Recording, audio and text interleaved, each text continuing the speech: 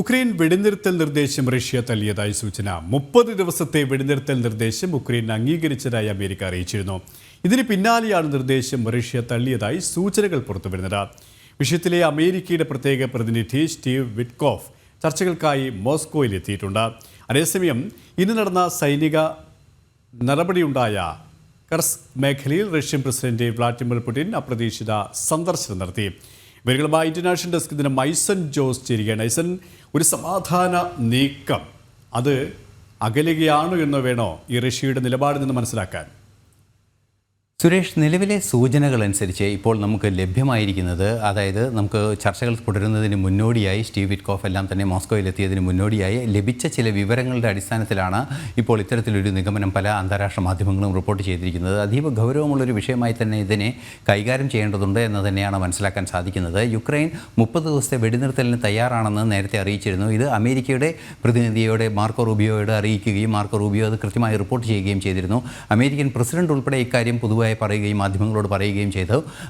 അതിന് പിന്നാലെയാണ് ഈ വെടിനിർത്തൽ നിർദ്ദേശം തള്ളിയെന്ന സൂചനകൾ ക്രെംലിനിൽ നിന്നും പുറത്തു വരുന്നത്. എന്നാൽ ഇത് സംബന്ധിച്ച സ്ഥിരീകരണങ്ങൾ ഇനിയും ഉണ്ടാകേണ്ടതുണ്ട് എന്നതാണ് യാഥാർത്ഥ്യം.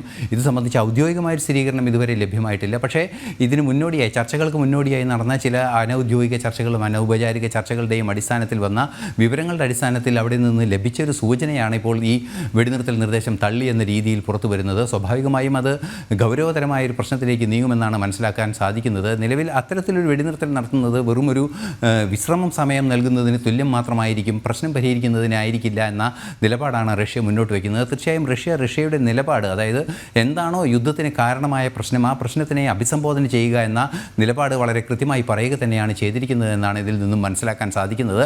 പക്ഷേ ഇത് സംബന്ധിച്ച സ്ഥിരീകരണങ്ങൾ ഇനിയും വരേണ്ടതുണ്ട് എന്നതാണ് യാഥാർത്ഥ്യം. നമുക്കറിയാവുന്നതാണ്, ഇപ്പോൾ നമ്മൾ ദൃശ്യങ്ങളിൽ കാണുന്ന കർസ് മേഖലയിലെ ഒരു പട്ടണം പൂർണ്ണമായും റഷ്യ തിരിച്ചുപിടിക്കുകയും ചെയ്തിരുന്നു. ഈ അടുത്ത ദിവസങ്ങളിൽ, അതായത് ഈ കഴിഞ്ഞ ദിവസവും ഇന്നും പുലർച്ചെയുമൊക്കെയായി നടന്ന ആക്രമണങ്ങളിൽ അത് തിരിച്ചുപിടിക്കുകയും ചെയ്തിരുന്നു. നേരത്തെ യുക്രൈൻ പിടിച്ചെടുത്തൊരു പ്രദേശമാണ് കർസ് മേഖലയിലെ ഈ പ്രദേശം. നമുക്കറിയാവുന്നതാണ്, അവിടെ യുക്രൈൻ സൈന്യത്തെ നേരിടുന്നതിന് വേണ്ടി ഉത്തര കൊറിയൻ സൈന്യത്തെ ഇറക്കി എന്ന വിവാദങ്ങളെല്ലാം തന്നെ നിലനിന്നിരുന്ന ഒരു പ്രദേശത്ത് നിന്നാണ് ഇത്തരത്തിൽ അത് തിരിച്ചുപിടിച്ചിട്ടുള്ളത്.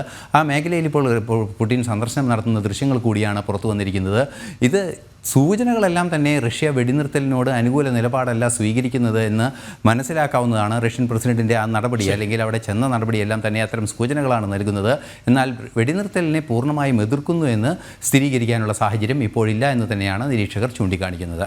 സുരേഷ്, ഐസൻ ജോസാണ് വിവരങ്ങൾ നൽകിയത്.